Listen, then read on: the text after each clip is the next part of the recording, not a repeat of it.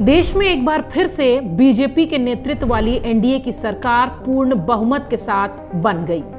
Narendra Modi hat trick लगाते हुए तीसरी बार प्रधानमंत्री बन रहे हैं। लगातार 2 आम चुनाव बीजेपी ने नरेंद्र मोदी के नाम पर ही लड़े थे और पार्टी सफलता की सीढ़ियां चढ़ती चली गई। आइए जरा आपको बताते हैं कि कैसे 2024 का लोकसभा चुनाव भी बीजेपी ने मोदी के चेहरे पर ही लड़ा और प्रचंड जीत हासिल की। दरअसल लोकसभा चुनाव 2024 की प्रक्रिया प्रारंभ होने से परिणाम आने तक लोगों की जुबान पर सिर्फ 2 बातें सुनने मिली। बड़ा तबका भरोसे के साथ कहता रहा आएगा तो मोदी ही, वहीं दूसरा तबका यह कहता रहा कि इस बार मोदी तो नहीं आएगा। इन सियासी बयानबाजियों के बीच कहा जा सकता है कि मोदी अब चुनावी ब्रांड बन चुके हैं, क्योंकि उनकी जीत नहीं होने की कामना करने वाले भी मोदी का ही नाम लेते रहे इस पूरे चुनाव में।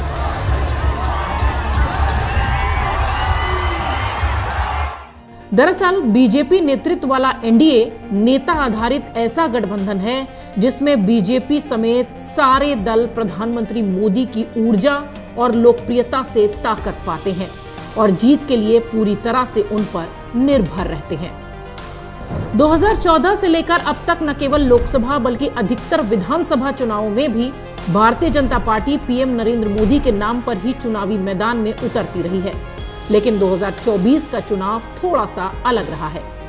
सबसे महत्वपूर्ण इस बात के लिहाज से भी कि इस बार भी मोदी जीतेगा या मोदी नहीं जीतेगा पर ही ये पूरा चुनाव दिखाई पड़ा। सही मायने में कहा जाए तो पहली बार ये लोकसभा चुनाव पूरी तरह से मोदी के नाम और काम पर लड़ा गया।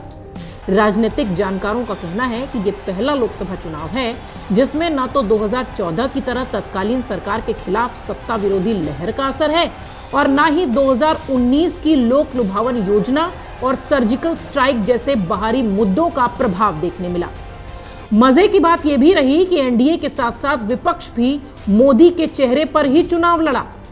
मोदी ही चुनाव का मुद्दा रहे। एनडीए के लिए 10 साल के कार्यकाल की मोदी की विश्वसनीयता मुद्दा रहा तो विपक्ष के निशाने पर प्रधानमंत्री मोदी ही रहे। पक्ष और विपक्ष के छोटे से लेकर बड़े नेता की जुबान पर सिर्फ पीएम मोदी ही नजर आए। ऐसे में बहुमत का कोई भी आंकड़ा बीजेपी के लिए ऐतिहासिक साबित होता रहा, क्योंकि पूर्व में लगातार 3 बार प्रधानमंत्री रह चुके जवाहरलाल नेहरू के समय विकल्पहीनता थी, जबकि इस बार पूरा विपक्ष शक्ति लगाए बैठा था। मतदान फीसद कम हुआ, 400 पार के नारे पर संदेह भी हुआ, जबकि बीजेपी यह नैरेटिव बनाती हुई दिखी कि मजबूत सरकार ही मजबूत कदम ले सकती है और वैश्विक परिप्रेक्ष्य में जनता के हितों को संरक्षित रख सकती है।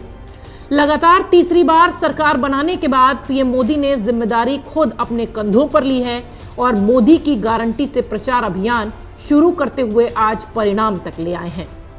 आत्मविश्वास इतना है कि विपक्षी गठबंधन लोक लुभावन घोषणाओं की लंबी सूची बनाता रहा और बीजेपी की ओर से एक भी रेवड़ी की घोषणा नहीं हुई, लेकिन उसके बावजूद भी बीजेपी ने बाजी मार ली। शुरुआत शासन प्रशासन से हुई, जो विपक्ष के आरक्षण खत्म करने के आरोपों के बाद प्रत्यारोपों में सिमटता हुआ दिखाई पड़ा। ऐसे में यह कहना अनुचित नहीं होगा कि 2024 का चुनाव भी पूरी तरह मोदी के नाम रहा। चुनाव विश्लेषकों का कहना है कि बीजेपी राष्ट्रीय मुद्दों को जनता के बीच सही से लेकर गई थी। जनता ने नरेंद्र मोदी की नीतियों पर भरोसा किया।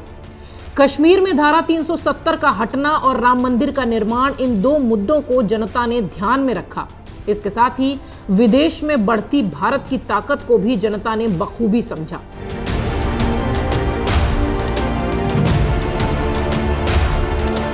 आपको बता दें, मोदी के चेहरे पर बीजेपी 2014 से 283 सीटें पाई थी तो 2019 में 303 सीटों पर पहुंची थी।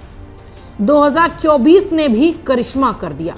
लोकसभा चुनावों से पहले ही बीजेपी और एनडीए के नेता विपक्ष, कांग्रेस और इंडी समूह से एक सवाल पूछते रहे कि नरेंद्र मोदी जैसा मजबूत, प्रखर और लोकप्रिय नेता उनके मुकाबले विपक्ष में कौन है।